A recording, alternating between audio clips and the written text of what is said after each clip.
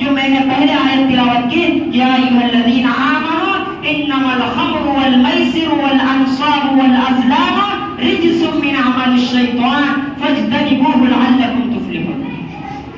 ایک چیز تو یہ،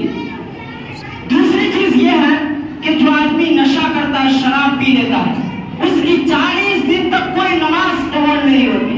کوئی عبادت قبول نہیں ہوتی، رحمت کے فرشتے اس کے قریب آنا بند کر دیتے ہیں، ان کے قریب بھی نہیں آتے ہیں، ان کے آس پاس نہیں آتے ہیں، اور اسے جو ہے کل قیامت کے روز طینۃ الخبال پلایا جائے گا۔ صحابہ کرام نے پوچھا کہ یا رسول اللہ یہ طینۃ الخبال کیا چیز ہے؟ تو بتایا گیا کہ جہنمیوں کا پیپ، اس کا پسینہ، اس کی گندگی اسے پلایا جائے گا۔ پھر ایک حدیث میں بتایا گیا کہ جو آدمی شراب پیتا ہے تو اس کی 40 دن تک کوئی نماز قبول نہیں ہوتی ہے، اس کے بعد اگر وہ توبہ کر لے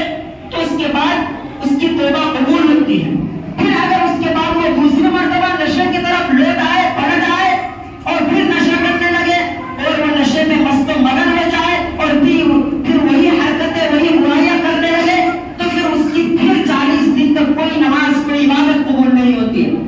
پھر بتایا گیا کہ اگر وہ توبہ کر لے تو بتایا ہاں اس کی توبہ قبول ہوتی ہے، اور توبہ کرنے کے بعد اگر وہ پھر تیسری مرتبہ وہی نشہ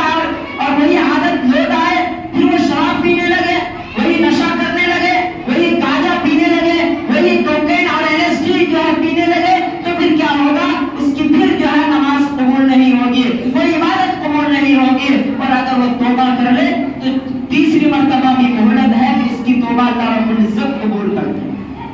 پھر اس کے بعد پوچھا کہ اگر چوتھی مرتبہ کوئی پلٹ آیا، پھر نشہ کرنے لگے، پھر شراب پینے لگے، تو کیا اس کی توبہ، اس کی نماز قبول ہوگی؟ تو بتایا اس کی کوئی نماز قبول نہیں ہوگی۔ اگر وہ توبہ کرے تو اس کی توبہ بھی ناقابل قبول ہے، اس کی توبہ بھی قبول نہیں ہوگی، اور اس کے دل کے اندر جو مہر مار دیتا ہے، جس سے اچھی بری چیزیں سوچنے